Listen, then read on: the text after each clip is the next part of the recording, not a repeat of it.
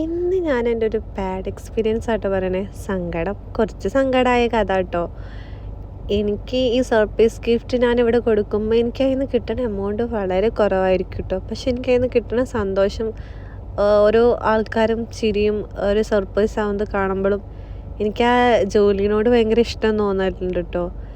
പക്ഷേ കറക്റ്റ് ടൈമിന് എത്തുമോ എന്നുള്ള ടെൻഷനും, ഭയങ്കരമായിട്ടുള്ള ടെൻഷന് ഈ ഒരു ഞാൻ പലപ്പോഴും ചിന്തിച്ചിട്ടുണ്ട്, ഇവർക്കിപ്പോൾ എന്താ സുഖം, എല്ലാ സാധനങ്ങളൊക്കെ ഒന്ന് സെറ്റ് ചെയ്ത് ഫോട്ടോ എടുക്കണം, അത്ര തന്നെ.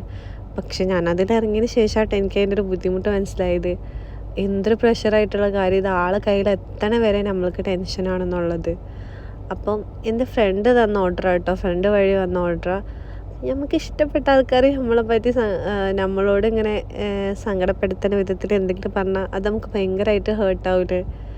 അപ്പം ഞാനവിടെ എത്തണതിന് മുന്നേ തന്നെ എന്നോട് പറഞ്ഞ് ആളവിടെ നിന്ന് ഇറങ്ങാനായി, ലേറ്റായി, ഇനി കൊടുക്കാൻ പറ്റലുണ്ടാവില്ല, ബാഡ് എക്സ്പീരിയൻസ് ആണ് അവർ പറഞ്ഞതെന്ന്. ഞാനവിടെ കൊടുത്ത് കഴിഞ്ഞ് പ്രെഡിക്റ്റ് ചെയ്തിട്ടാണ് അവരത് പറഞ്ഞത്. അപ്പം അതെനിക്ക് ഭയങ്കര സങ്കടമായി. കാരണം ഞാൻ ഫുഡ് പോലും കഴിക്കാതെ വീട്ടിൽ നിന്ന് ഇറങ്ങിയതായിരുന്നു.